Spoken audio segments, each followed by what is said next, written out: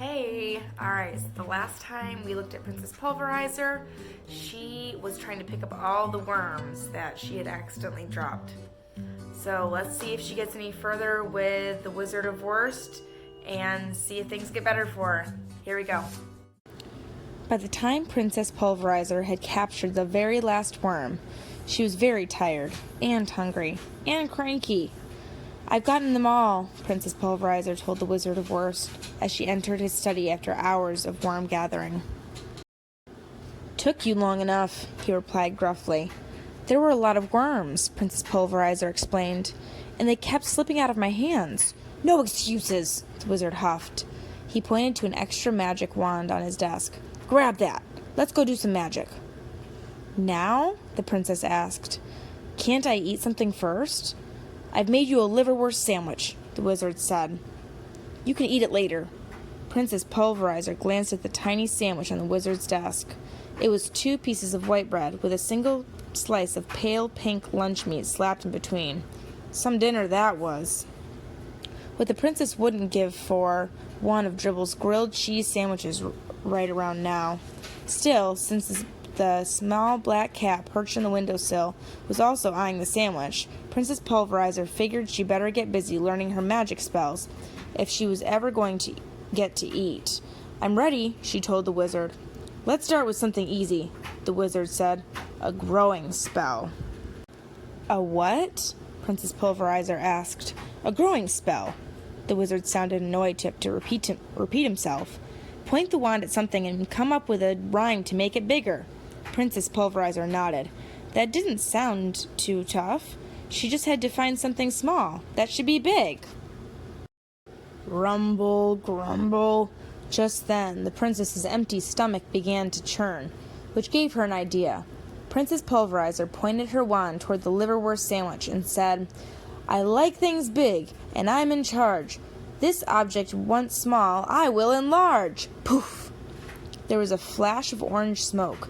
When it cleared, the princess came eye to eye with the largest mouse she had ever seen. "Meow!" The cat took one look at the giant mouse and raced out of the room.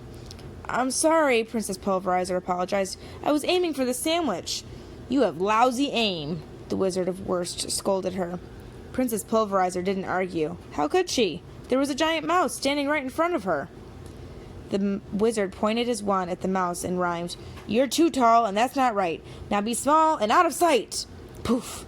There was a flash of yellow smoke. When it cleared, the mouse was small again. The tiny creature stood there for a moment, shocked. Then it scurried away into a hole in the wall, completely out of sight.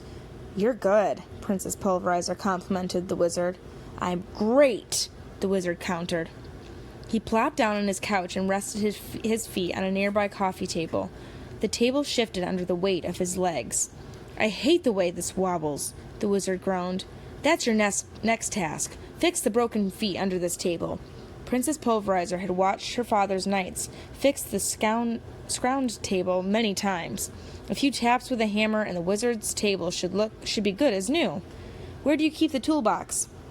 Princess Pulverizer asked.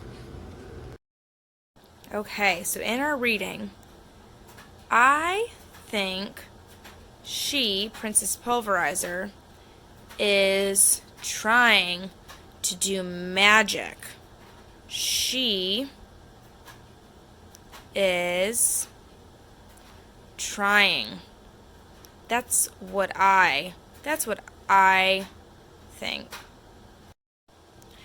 For your question, I want you to tell me about Princess Pulverizer's magic. You could say her magic is awful, or maybe you think her magic's good. You could say her magic is funny when the mouse went really big. I want you to tell me about her magic.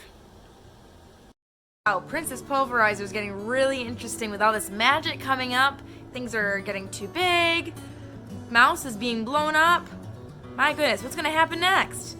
I hope you enjoyed the reading, and until next time, have a great day.